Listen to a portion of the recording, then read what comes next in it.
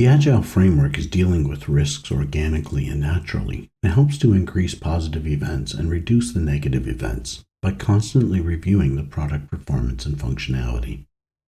Scrum Master facilitates the process of risk management. The team is managing the risk. The team and the Scrum Master should take every opportunity to identify the risks and plan for risk mitigation.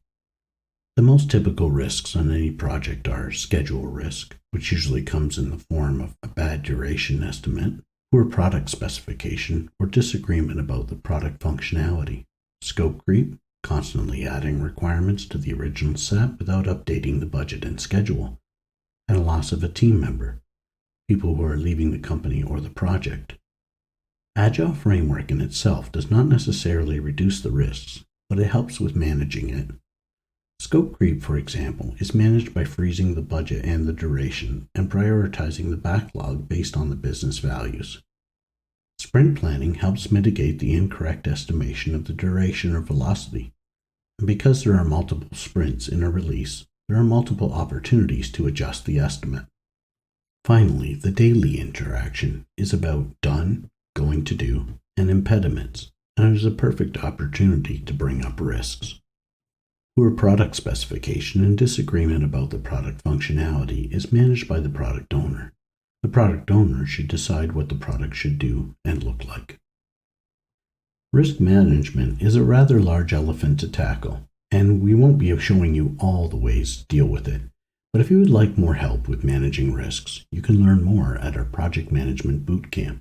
Traditional project management tools can be adapted in Agile project management and utilized by the Scrum Master to aid in managing the risks.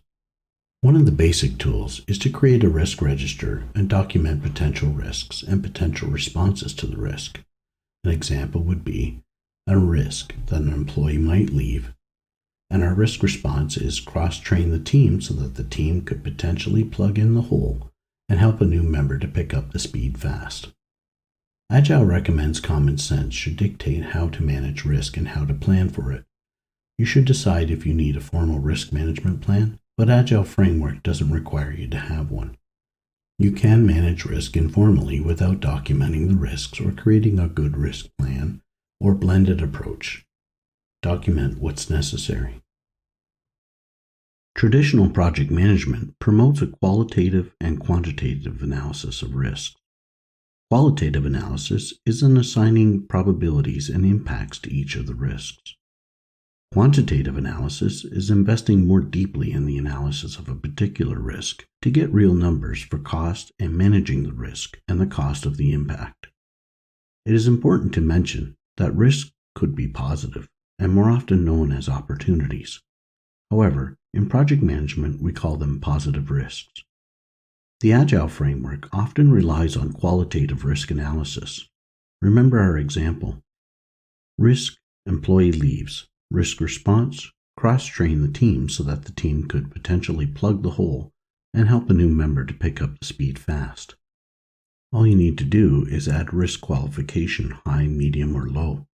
To learn more about risk management, visit our website at hksmnow.com. Risk monitoring is done throughout the project. You and your team identify risks at any point during the project, be it daily Scrum meetings or even sprint planning. Remember that a daily Scrum meeting is not there to solve a problem, only to identify problems. If needed, schedule a follow-up meeting with the key individuals and don't turn a 15-minute stand-up meeting into a 3-hour risk discussion meeting.